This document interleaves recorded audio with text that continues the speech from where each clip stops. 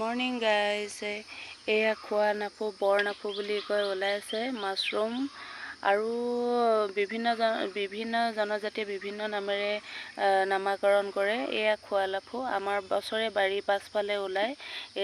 এইজোপা তেতেলী গছ, এই তেতেলী গছজোপাৰ তলতেই বছৰে আমি খাবলৈ পাওঁৱেই আৰু এয়া ধুনীয়াকৈ জেঙেৰে ঢাকি থৈ দিয়া হৈছিলে। আজি 3 দিন হ'ল, অলপ ডাঙৰ হ'বৰ কাৰণে আজি 3 দিন হৈ গ'ল। এইখিনি ঠাইডোখৰতে ওলাই ধুনীয়াকৈ। আমাৰ মা আৰু আইমণি আজি বৰ সুন্দৰকৈ এয়া তুলিলে।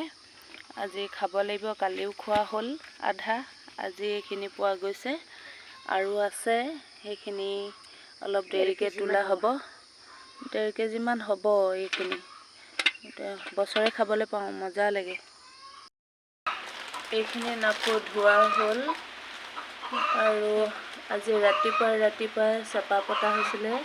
এয়া মাছো লাগিছে, এয়া মাছ। আজি ৰাতিপুৱাই চাহ খাই থকাৰ লগতে মাছ চফা কৰা হ'ব, নাফু চফা কৰা হ'ব।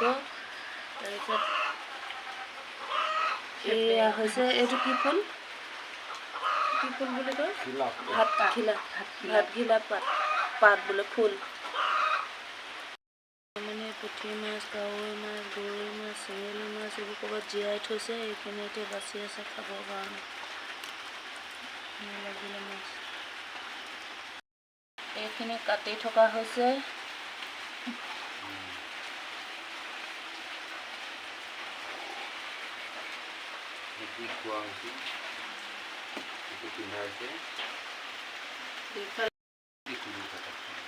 আমাৰ আইমণিয়ে এতিয়া পুঠি মাছজনী পূৰা বাচি আছে।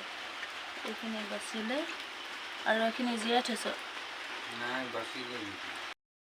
এইখিনি বাচি থৈছে, চফা কৰি থৈছে। বটীয়া মাছ, এইবোৰ মাছ ধুনীয়া মাছ। দীঘল নহয় দেই এইকেইটা। ফুলিলে বহুত ডাঙৰ হয়, ছাতিটোৰ নিচিনা। 1 ফুট 3 ইঞ্চিমান হ'ব।